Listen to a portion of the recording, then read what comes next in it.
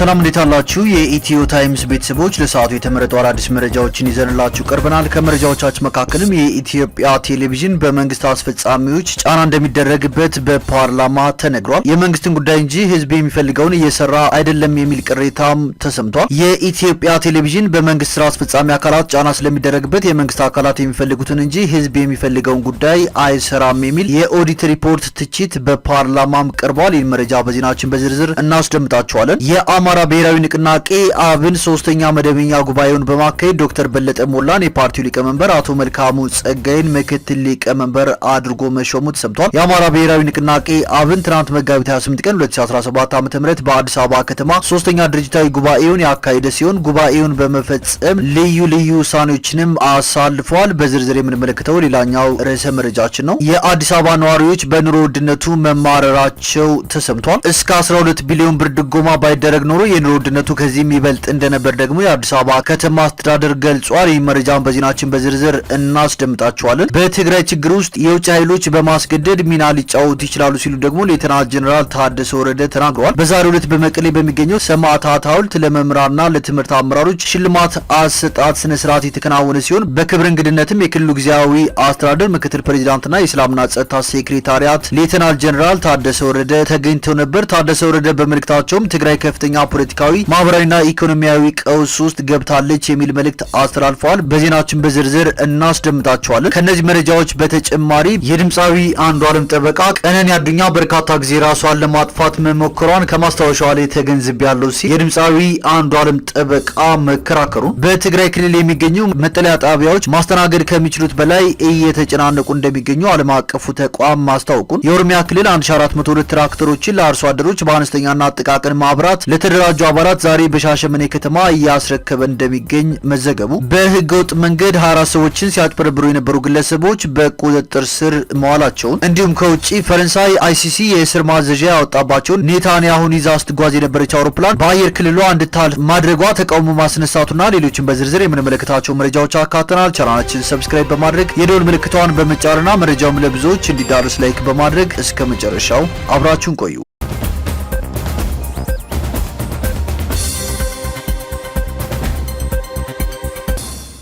ወደ መጀመሪያው መረጃችን ስናልፍ የአዲስ አበባ ነዋሪዎች በኑሮ ውድነቱ እንደተማረሩ መረጃዎች ወጥተዋል። እስከ 12 ቢሊዮን ብር ድጎማ ባይደረግ ኖሮ የኑሮ ውድነቱ ከዚህም ይበልጥ ነበር ሲል ደግሞ የአዲስ አበባ ከተማ አስተዳደር መልእክቱን አስተላልፈዋል። በማዘጋጃ ቤቱ አገልግሎት ዙሪያ የባለድርሻ አካላትን ግንዛቤና ተሳትፎ ለማጎልበት በሚል መጋቢት 26 ቀን 2017 ዓ.ም በተዘጋጀው የውይይት መድረክ ላይ እየተሰራ ያለው የኮሪደር ልማት ጥሩና የሚበረታታ ሆኖ ሳለ የኑሮ ውድነቱ ከህብረተሰቡ አቅም በላይ መሆኑንና በየቀኑ እየጨመረ የመጣው የዋጋ ንረትም በአዲስ አበባ ከተማ ነዋሪዎች ላይ ከፍተኛ ጫና በማድረሱ መፍትሄ ሊበጅለት ይገባል ተብሏል። የተጀመሩ የኮሪደር ልማቶች እንዲቀጥሉ ከፈለጋችሁ የህብረተሰቡን ገቢና ወጪ ተመጣጣኝ ልታደርጉ ይገባል ሲሉ አንድ አስተያየት ሰጪ መናገራቸውን ሪፖርተር ዘግቧል። የከተማዋ ነዋሪዎች የዋጋ ንረት አናታቸው ላይ ወጥቶባቸዋል ያሉት አስተያየት ሰጪው በየቀኑ እየጨመረ የመጣውን የኑሮ ውድነት እንዴት ነው የምትቆጣጠሩት ሲሉም ጠይቀዋል። በተፈሪ ጠፋ ፍርፋሪ በያሱ ዳቦ ትራሱ የተባለው አባባል በብልጽግና የሚበላ ጠፋ እንዳይባል ሰጋለው ያሉት አስተያየት ሰጪው ህዝቡ እየተናገረ ያለውን እውነት ነው እየነገርኳችሁ ያሉት ሲሉም አክለዋል። ህብረተሰቡ በኮሪደር ልማት ቤቱና ንብረት ሲፈርስ ለልማቱ ተባባሪ ሲሆን እናንተ ችግሩን እንዴት ነው የምትፈቱለት? አመራሩ ወደ ሙስና የሚገባው የሚከፈለው ደሞዝና የኑሮ ውድነቱ ተመጣጣኝ ስላልሆነ ነው ያሉት አስተያየት ሰጪው እነዚህና መሰል ችግሮች የሚቀረፉ ከሆነ አዲስ አበባ የተሻለች ከተማ ትሆናለች የሚል መልእክት አስተላልፈዋል። ከኑሮ ውድነቱ ጋር ተያይዞ ለተነሳው ጥያቄ ምላሽ የሰጡት የከተማ አስተዳደሩ የኑሮ ውድነት እንደ ሀገር መኖሩን ጠቅሰው ምክንያቶቹን ግን ማወቅ ተገቢ ነው ብለዋል። በከተማው ያለውን የኑሮ ውድነት ለማረጋጋትም ከተማ አስተዳደሩ በአመት እስከ 12 ቢሊዮን ብር በማውጣት ለአቅመ ደካሞችና ለተማሪዎች እንዲሁም ለተለያዩ አካላት ድጎማ እያደረገ እንደሆነ የአዲስ አበባ ከተማ አስተዳደር ገልጿል። ወደ ቀጣዩ መረጃዎችን ስናልፍ በትግራይ የውስጥ ችግር የውጭ ኃይሎች በማስገደድ ሚና ሊጫወቱ ይችላሉ ሲሉ ሌተናል ጀነራል ታደሰ ወረደ ተናግረዋል። በዛሬው ዕለት በመቀሌ በሚገኘው ሰማዕታት ሐውልት ለመምህራንና ለትምህርት አመራሮች ሽልማት አሰጣጥ ስነ ስርዓት የተከናወነ ሲሆን በክብር እንግድነት የክልሉ ጊዜያዊ አስተዳደር ምክትል ፕሬዚዳንትና የሰላምና ጸጥታ ሴክሬታሪያት ሌተናል ጀነራል ታደሰ ወረደ ተገኝተው ነበር። ጀነራሉ እንደዚህ አይነት ሽልማቶች በሌሎች ዘርፎችም መቀጠል እንዳለበት ገልጸው ትግራይ ከፍተኛ ፖለቲካዊ፣ ማህበራዊና ኢኮኖሚያዊ ቀውስ ውስጥ ገብታለች ብለዋል። ጄኔራል ታደሰ ንግግራቸውን በመቀጠል በውስጣችን የተፈጠሩ ችግሮቻችን ሌላ የውጭ ኃይል እንድንፈልግ ምክንያት አይሆኑም ካሉ በኋላ ይህንን ችግር ተገን በማድረግ የውጭ ኃይሎች በማስገደድ ሚና ሊጫወቱ እንደሚችሉ አሳስበዋል። ጨምሮም በትግራይ ውስጥ ማንም ያሸነፈም ሆነ የተሸነፈ የለም። ስለዚህ ትግራይን አሸናፊ ለማድረግ ሁላችንም ልንረባረብ ይገባል። ለትግራይ ችግር መነሻው ፖለቲካዊ እንደመሆኑ ሰላማዊና ፖለቲካዊ መፍትሄ ያለው የትግራይን ችግር በሌላ መንገድ ለመፍታት መሞከር ተቀባይነት የለውም ብለዋል። ሌተናል ጄኔራል ታደሰ በመቀጠልም የተከሰተው ውድቀት የአንድ ግለሰብ ወይም ድርጅት ብቻ ሳይሆን የሁላችን ነው። ስለዚህም በጋራ ልንፈታው ይገባል ብለዋል። ጨምረውም ነባሩ የትግራይ ክልል ጊዜያዊ አስተዳደር ጊዜው አልፎበታል፣ በአዲስ ይተካል። ተተኪው ጊዜያዊ አስተዳደር ያልተጠናቀቁ ስራዎችን የማከናወንና ያሉ ችግሮችን መፍታት ኃላፊነት ይጣልበታል። በዚህ ረገድ የፖለቲካ ፓርቲዎችና ሌሎችም አካላት ድጋፍ ማድረግ ይኖርባቸዋል በማለት አሳስበዋል። ወደ ቀጣዩ መረጃችን ስናልፍ ቀነኒ አዱኛ ለበርካታ ጊዜ ራሷን ለማጥፋት መሞከሯን ከማስታወሻዋ ላይ ተገንዝቤያለሁ ሲል የድምፃዊ አንዱዓለም ጠበቃ በችሎቱ ተከራክሯል። በፍቅር አጋሩ ግድያ ቀነኒ አዱኛ ተጠርጥሮ በእስር ላይ የሚገኘው የአፋን ኦሮሞ ድምፃዊው አንዱዓለም ጎሳ ዛሬ መጋቢት 29 ቀን 2017 ዓ.ም ለሶስተኛ ጊዜ ፍርድ ቤት ቀርቧል። ተጠርጣሪው አንዱዓለም ጎሳ ዛሬ ጠዋት አራዳ በሚገኘው የፌዴራል ፍርድ ቤት ከጠበቃው ጋር በቀረበበት ወቅት ፖሊስ በተሰጠው 12 የምርመራ ቀናት ውስጥ ያሰባሰበውን ማስረጃ ችሎቱ አቅርቧል። ዛሬ በዋለው ችሎት ፖሊስ መጋቢት 17 ቀን 2017 ዓ.ም በተሰጠው 12 ተጨማሪ ምርመራ ቀናት ውስጥ በሞዴል ቀነኒ አዱኛ ሞት ላይ 15 ተጨማሪ ሰዎች በአጠቃላይ የ28 ሰዎች ማስረጃዎችን ማሰባሰቡን ገልጿል። እንዲሁም በቀነኒ መኖሪያ ቤት ውስጥ በሚገኝ ምንጣፍ ላይ የተደረገው ምርመራን ጨምሮ የተለያዩ ናሙናዎችን በመውሰድ ለፎረንሲክ ምርመራ ለፌዴራል ፖሊስ መላኩንና የምርመራ ውጤት ግን እስከዛሬ አለመድረሱን ገልጿል። በተጨማሪም በሟችና በተጠርጣሪው የእጅ ስልክ ላይ ምርመራ እንዲደረግ ወደ ብሔራዊ መረጃና ደህንነት አገልግሎት ተልኮ የምርመራ ውጤት እየተጠበቀ እንደሚገኝም ለችሎቱ አስረድቷል። ሳይበሰብሱ የቀሩ ማስረጃዎች ከዚህ ቀደም በነበረው ችሎት ላይ ከቀረቡት የምርመራ ውጤቶች ጋር እንደ ተጨማሪ ግብአት እንዲካተትለት የጠየቀው ፖሊስ መሰብሰብ ያለባቸውን ተጨማሪ ማስረጃዎች ለማሰባሰብ ተጨማሪ የምርመራ ቀን እንዲሰጠውም ጠይቋል። መጋቢት 17 ቀን 2017 ዓ.ም በዋለው ችሎት ፖሊስ በአስከሬን ምርመራ ቀነኒ ከፍ ካለ ቦታ ላይ ወድቃ ሕይወቷ ማለፉን ጠቁሟል። ነገር ግን የአስከሬን ምርመራ ውጤትን በተመለከተ ከሕክምና ባለሙያዎች ተጨማሪ ማብራሪያ በመጠየቁ ውጤት እስኪደርሰው ተጨማሪ ቀናት እንዲሰጠው መጠየቁም ይታወሳል። ይሁን እንጂ ፖሊስ በዛሬው ችሎት እንደገለጸው ማስረጃውን ከያዙት የሕክምና ባለሙያዎች መካከል የተወሰኑት በሀገር ውስጥ እንደሌሉና እነሱን ለማግኘት የተለያዩ ዘዴዎችን እየተጠቀመ መሆኑን በመግለጽ ውጤቱን እስኪቀበል 14 ተጨማሪ ቀናት እንዲሰጠውም ጠይቋል። የአንዱዓለም ጎሳ ጠበቃ ሊበን አብዲ በበኩሉ ፖሊስ ተመሳሳይ ምክንያት በማቅረብ ተጨማሪ የምርመራ ጊዜ እንዲሰጠው ያቀረበው ጥያቄ ተቀባይነት የሌለው በመሆኑ ተጠርጣሪው የዋስትና መብት ሊጠበቅለት ይገባል ሲል ተከራክሯል። የተጠርጣሪው ጠበቃ የቀነኒ አዱኛ የማስታወሻ ደብተር በእጁ ላይ እንዳለ ለፍርድ ቤቱ ገልጿል። በማስታወሻ ደብተሩ ላይ ቀነኒ ብዙ ጊዜ ራሷን ለማጥፋት ከመጠን በላይ መድኃኒት መውሰዷን መረዳቱንም ለችሎቱ ተናግሯል። የሞቷ ምክንያት ከዚሁ ጋር የተያያዘ ነው ሲል ተከራክሯል። አክሎም አንዱዓለም ጎሳ በቀነኒ ሞት ውስጥ መሳተፉን የሚያረጋግጥ የሰው ማስረጃና የምርመራ ሰነድ መረጃ እንደሌለ በመግለጽ ይህም ንጹህ መሆኑን የሚያረጋግጥ በመሆኑ ተጠርጣሪው የዋስ መብቱ ተጠብቆለት ወደ ቤት ሄዶ የፍቅረኛውን ህልፈት ሀዘን እንዲወጣ ጠይቋል። ከዚህም በተጨማሪ ኢትዮ ፎረም የተሰኘ ዩቲዩብ ሚዲያን ጨምሮ የተለያዩ ሚዲያዎች በባለፈው ችሎት ተጠርጣሪው አንዱዓለም ጎሳ ለመጪው የትንሳኤ በዓል ኮንሰርት ስላለው የዋስትና ጥያቄ እንዳቀርብ አድርገው መዘገባቸው በቀነኒ ቤተሰብና የሚወደው ማህበረሰብ እንዲጨክንበት ታስቦ የተደረገ የስም ማጥፋት ዘመቻ ነው ሲል ገልጾ ፍርድ ቤቱ ጉዳዩን እንዲመለከተው ጠይቋል። ፍርድ ቤቱ በበኩሉ የሁለቱንም ወገኖች ክርክር ካዳመጠ በኋላ ፖሊስ ያቀረበውን የምርመራ ውጤትና በሁለቱም ወገኖች የተነሱትን ጥያቄዎች መርምሮ ውሳኔ ለመስጠት ለነገ መጋቢት 30 ቀን ለጠዋቱ 3 ሰዓት ቀጠሮ ሰጥቷል። ሞዴልና የማስታወቂያ ባለሙያ የሆነችው ቀነኒ አዱኛ መጋቢት 1 ቀን 2017 ዓ.ም ሌሊት 10 ሰዓት አካባቢ ከእጮኛዋ ጋር ከሚኖሩበት ውዳሴ ከተሰኘው ህንጻ 5ኛ ፎቅ በረንዳ ላይ ለጊዜው ምክንያቱ ባልታወቀ ሁኔታ በመውደቋም ህይወቷ ማለፉ ይታወቃል። ወደ ቀጣዩ መረጃዎችን ስናልፍ በደቡብ ኢትዮጵያ ክልል ጎፋ ዞን ገዜ ጎፋ ወረዳ ባሳለፍነው ዓመት ተከስቶ በነበረው የመሬት ናዳ ምክንያት ጉዳት የደረሰባቸውና የተፈናቀሉ ሰዎችን መልሶ ለማቋቋም በሚደረገው ሂደት ዙሪያ ያሉ ችግሮችን አስመልክቶ ለሀገር ውስጥና የውጭ ሚዲያዎች ትክክለኛውን መረጃ በመስጠታችን ለእስር ተዳርገናል፣ የግል ስልኮቻችንና ኮምፒውተሮቻችን ያለ አግባብ ተወስደውብናል ሲሉ በቁጥር 8 የሚሆኑ የገዜ ጎፋ ወጣቶች ቅሬታቸውን አቅርበው ነበር። የዞኑ መንግስትና የገዜ ጎፋ ወረዳ ፖሊስ በበኩላቸው ሐሰተኛ መረጃ ሲያሰራጩና ህዝብን በመንግስት መንግስት ላይ ሲያነሳሱ ነበር በማለት ክስ እንደመሰረተባቸውና የሞባይል ስልኮቻቸውና ኮምፒውተሮቻቸውም ለምርመራ መያዛቸውን ገልጾ ነበር። በመንግስት በኩል የነበሩ ክፍተቶችን ለማስተካከል ቃል እንደተገባና በህብረተሰቡ ፊት ይቅርታ ተጠይቀናል ሲሉ ታስረው ከተፈቱት መካከል ሀሳባቸውን ያጋሩ ወጣቶች ለህዝብ ጥቅም ቅድሚያ በመስጠት በጋራ ለመስራት ከመግባባትም መደረሱንም ገልጸዋል። በዚህም ማጠቃለያው በተቀመጠው ምክረ ሀሳብ መሰረት ተጠርጥረው ክስ ተመስርቶባቸው የነበሩ 8 ግለሰቦች ክሳቸው እንዲቋረጥ መደረጉንና ለምርመራ ተይዘው የነበሩ ሞባይልና ኮምፒውተሮቻቸው እንዲመለስ ተደርጓል።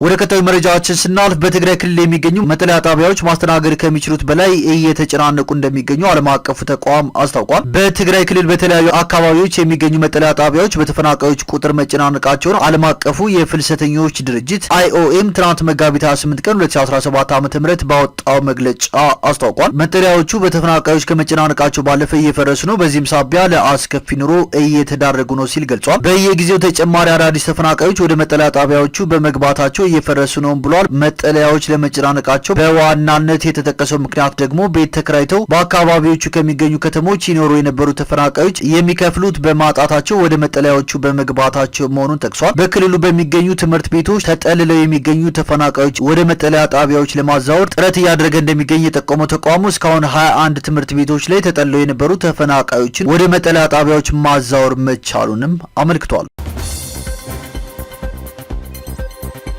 ወደ ቀጣዩ መረጃችን ስናልፍ የኦሮሚያ ክልል 1402 ትራክተሮችን ለአርሶ አደሮች በአነስተኛና ጥቃቅን ማህበራት ለተደራጁ አባላት ዛሬ በሻሸመኔ ከተማ አስረክቧል። በሲንቄ ባንክ በኩል በተመቻቸው ብድር የተገዙ እንደሆነም ተጠቅሟል። ዛሬ መጋቢት 29 ቀን 2017 ዓ.ም የኦሮሚያ ክልል ፕሬዝዳንት አቶ ሽመልስ አብዲሳ ርክክቡን እንዳካሄዱም የክልሉ ሚዲያዎች ዘግበዋል።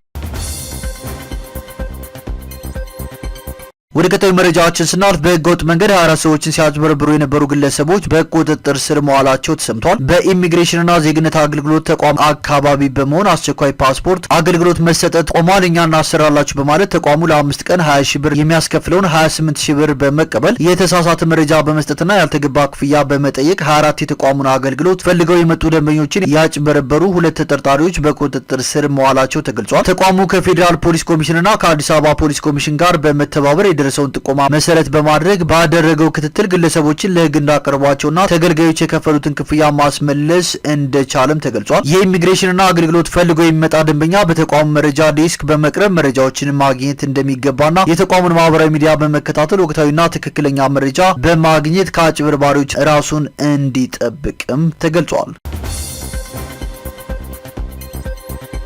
ወደ ቀጣዩ መረጃችን ስናልፍ የኢትዮጵያ ቴሌቪዥን በመንግስት አስፈጻሚዎች ጫና እንደሚደረግበት በፓርላማ ተነግሯል። የኢትዮጵያ ቴሌቪዥን በመንግስት ስራ አስፈጻሚዎች አካላት ጫና ስለሚደረግበት የመንግስት አካላት የሚፈልጉትን እንጂ ህዝብ የሚፈልገው ጉዳይ ላይ አይሰራም የሚል የኦዲት ሪፖርት ትችት ቀርቦበታል። ትችቱ የቀረበው የህዝብ ተወካዮች ምክር ቤት የመንግስት ወጪ አስተዳደርና ቁጥጥር ጉዳዮች ቋሚ ኮሚቴ የኢትዮጵያ ብሮድካስቲንግ ኮርፖሬሽን የሬዲዮና የቴሌቪዥን ዜናና ወቅታዊ ጉዳዮች አገልግሎት አሰጣጥና አፈጻጸም ውጤታማነትን በተመለከተ የፌዴራል ዋና ኦዲተር በተቋሙ የ2015 የ2016 ዓመተ ምህረት አፈጻጸም ላይ ባደረገው የኦዲት ሪፖርት ላይ መጋቢት 4 ቀን 2017 ዓመተ ምህረት ከተቋቋሙ ኃላፊዎችና ከዋና ኦዲተር መስሪያ ቤት ኃላፊዎች ጋር ውይይት ሲደረግ ነው። የቋሚ ኮሚቴው ምክትል ሰብሳቢ ወይዘሮ አራሪ ሞሲሳ በሰጡት አስተያየትም መንግስት የሚፈልገውን እንጂ ህዝብ የሚፈልገው ሚዲያ ላይ አይውልም፣ በስልክ ሁሉ ተደውሎ ይህንን ለምን አስተላልፋችሁ፣ ይህንን ለምን አድርጋችሁ በሚል የመንግስት የስራ አስፈጻሚ አካላት ጭምር ጫና እንደሚያደርጉ የተቋሙ የስራ አመራሮች ያደረጉት ውይይት በቃለ ጉባኤ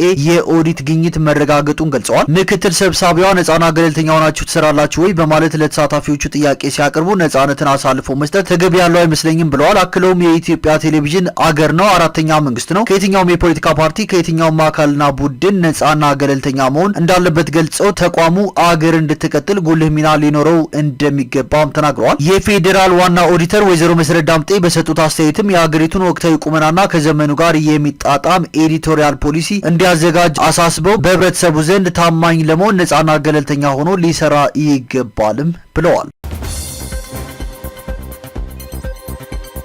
ወደ ቀጣዩ መረጃችን ስናልፍ የአማራ ብሔራዊ ንቅናቄ አብን ሶስተኛ መደበኛ ጉባኤውን በማካሄድ ዶክተር በለጠ ሞላን የፓርቲው ሊቀመንበር አቶ መልካሙ ጸጋይን ምክትል ሊቀመንበር አድርጎ ሰይሟል። የአማራ ብሔራዊ ንቅናቄ አብን ትናንት መጋቢት 28 ቀን 2017 ዓ.ም በአዲስ አበባ ከተማ ሶስተኛ ድርጅታዊ ጉባኤውን ያካሄደ ሲሆን ጉባኤውን በመፈጸም ልዩ ልዩ ውሳኔዎችን አሳልፏል። ለቀጣይ ጊዜ የድርጅቱን የቁጥጥር ኮሚሽን እንዲመሩ ዶክተር አያሌው ታለማን በሰብሳቢነት በመሰየም ለምክትል ሰብሳቢና ለአባላት ሹመት ሰጥቶ የድርጅቱ 40 ቋሚና 5 ተለዋጭ የማዕከላዊ ኮሚቴ አባላትን አጽድቋል። አዲስ የተመረጠው ምክር ቤትም ዶክተር በለጠ ሞላ ሊቀመንበር፣ አቶ መልካሙ ጸጋይን ምክትል ሊቀመንበር አድርጎ የሰየመ ሲሆን አጠቃላይ 9 አባላት ያሉት የአስፈጻሚ ኮሚቴን አጽድቋል። በዚሁ መሰረትም አንደኛ ዶክተር በለጠ ሞላ ጌታሁንን ሊቀመንበር፣ ሁለተኛ አቶ መልካሙ ጸጋይን ምክትል ሊቀመንበር፣ ሶስተኛ ረዳት ፕሮፌሰር ዳምጦ ተስማን የፖለቲካ ዘርፍ ኃላፊ እንዲሁም አራተኛ አቶ የሱፍ ኢብራሂምን የህግ ጉዳዮች አድርጎ እንደሾመ ተገልጿል። ወደ ቀጣዩ መረጃችን ስናልፍ የጤና ባለሙያዎች ችግር በቶሎ ካልተፈታ የጤና ስርዓቱ አደጋ ውስጥ ይገባል ሲል የትግራይ የጤና ባለሙያዎች ማህበር አስታውቋል። ማህበሩ በትግራይ ክልል የሚገኙ የጤና ባለሙያዎች ችግር በቶሎ መፍትሄ ካልተሰጠውና ተገቢውን ትኩረት ካላገኘ ሰራተኞቹ ስራ እየለቀቁ መሄዳቸው አይቀሬ ነው ያለ ሲሆን ይህ ደግሞ በማገገም ላይ የሚገኘውን የጤና ስርዓት አደጋ ላይ የሚጥል ነው ብሏል። ማህበሩ አሁን ላይ የሰራቸው ስላሉ ስራዎችና እየገጠሙ ስለሚገኙ ችግሮች ለሚመለከታቸው የትግራይ ጊዜያዊ አስተዳደርና ለፌዴራል መንግስት አመራሮች አቅርቧል ያሉት የትግራይ የጤና ባለሙያዎች ማህበር ሊቀመንበሩ ዶክተር ፍስሐ አሸብር ከችግሮቹ መካከል ያልተከፈለ ውዝፍ ደሞዝ፣ የሙያተኛ ከለላ አለማግኘት፣ የትራንስፖርት አገልግሎት፣ የስራ ቦታ፣ የመኖሪያ ቤት ጥያቄ፣ ነጻ የሕክምና አገልግሎት፣ በኮቪድ ጊዜ ለተሰራ ስራ ያልተፈጸመ ክፍያና የደሞዝና የስራ መደብ እርከን እድገት ተጠቃሽ ናቸው ብሏል።